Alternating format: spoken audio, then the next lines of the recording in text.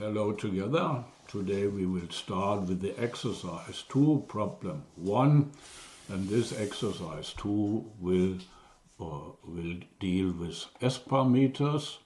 And today we start with a 50 ohm transmission line, which is terminated in 100 ohm, and a forward traveling wave with an amplitude of 5 volts travel down this transmission line.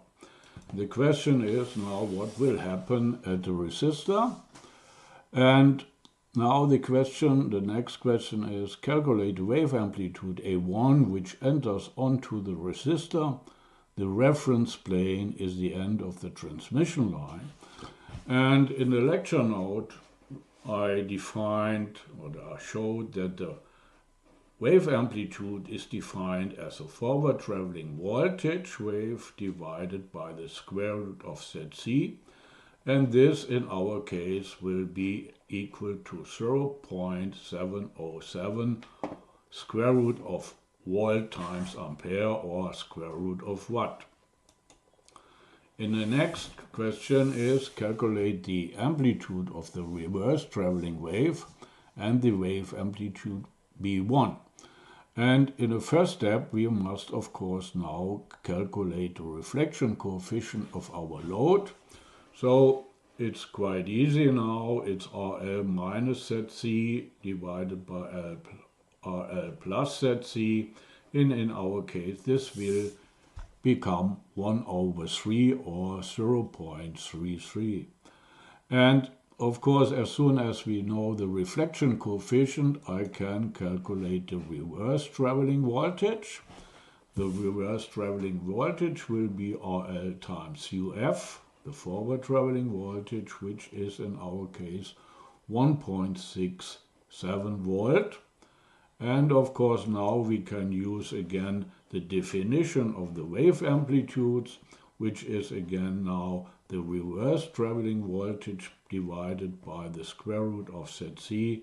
In our case, it's 0.236 volt times square root of volt times ampere.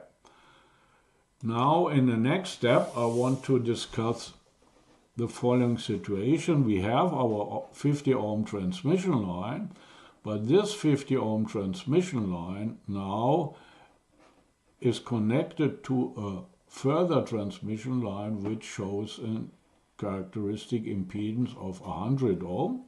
And of course here the junction, which is the step between the two transmission lines, now can be described by a scattering matrix, and the parameter S11 we already calculated because this was the reflection coefficient of 100 ohm, because as soon as I have to calculate the scattering parameters, I have to terminate this transmission line with 100 ohm, and so 100 ohm will be present in the junction.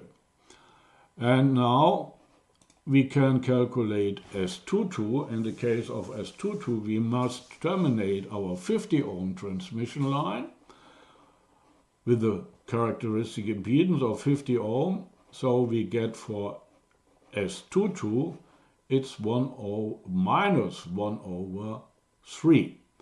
And since this junction shows no losses, we can use the absolute value condition to calculate now S21. In the first step, we will calculate the absolute value of S21, which is equal to the square root of 1 minus S11 absolute value square. And in our case, this will be 0.943. So since we have a reciprocal junction, of course, S21 will be equal to S12, so these two are identical. And we now use only the real value, and if we apply the phase condition, we will see that the phase condition is fulfilled in this S matrix, so we can, it's proved that the real value is correct. So I will now go on and do the simulation of our junction. To prove our calculation, we use our simulation tool, and I already prepared here our simulation tool. And we have here a 50 ohm transmission line and here a 100 ohm transmission line. Both lines are very short, so that the losses inside the transmission lines can be neglected, and this corresponds to our exercise.